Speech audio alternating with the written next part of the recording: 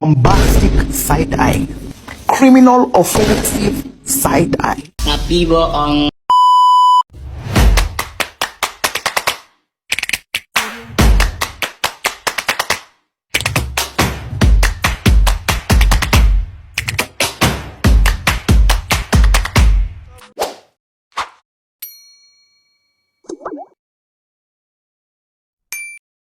Assalamualaikum warahmatullahi wabarakatuh. Halo semuanya, perkenalkan nama saya Suci Rama Sasri dengan NIM 2323130095. Saya dari Fakultas Ekonomi dan Bisnis Islam, saya dari Prodi Ekonomi Syariah dan saya berasal dari kelas 2D. Baik, di sini saya akan melengkapi tugas pada mata kuliah SPEI Sejarah Peradaban dan Pemikiran Ekonomi Islam.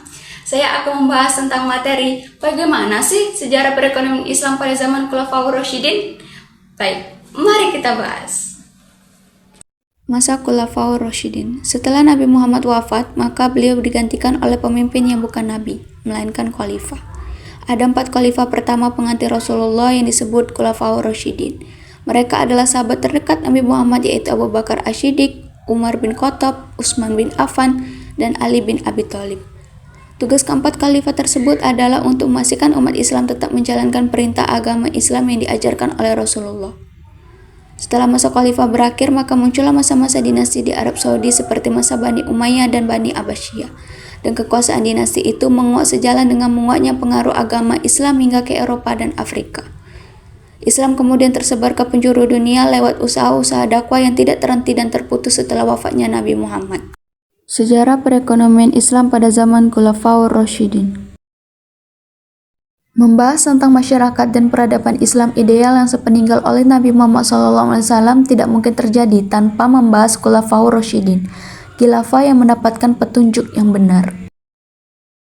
Pengangkatan Khalifah Abu Bakar As-Siddiq. Abu Bakar diangkat menjadi khalifah pada tahun 11 Hijriah atau 632 Masehi sesaat setelah wafatnya Nabi Muhammad SAW. Proses pengangkatan Abu Bakar menjadi seorang khalifah dilakukan di Balairung Saqifah milik Bani Sa'idah. Keputusan membayat Abu Bakar oleh para sahabat Nabi itu dibenarkan oleh para ulama dengan alasan bahwa Nabi Muhammad SAW sudah mengisyaratkan secara tidak langsung bahwa Abu Bakarlah yang lebih berhak menjadi penggantinya untuk bisa memimpin umat. Dengan demikian, para sahabat banyak yang sudah menyadari bahwa tidak ada seorang pun di antara mereka yang bisa menggantikan posisi Abu Bakar untuk menggantikan Rasulullah SAW. Pengangkatan Khalifah Umar bin Khattab. Umar bin Khattab diangkat menjadi seorang khalifah pada Jumadil Akhir 13 Hijriah atau 634 Masehi oleh Abu Bakar As-Siddiq di hari-hari terakhirnya menjadi seorang khalifah. Pengangkatan Umar menjadi khalifah adalah keputusan Abu Bakar As-Siddiq yang telah bulat.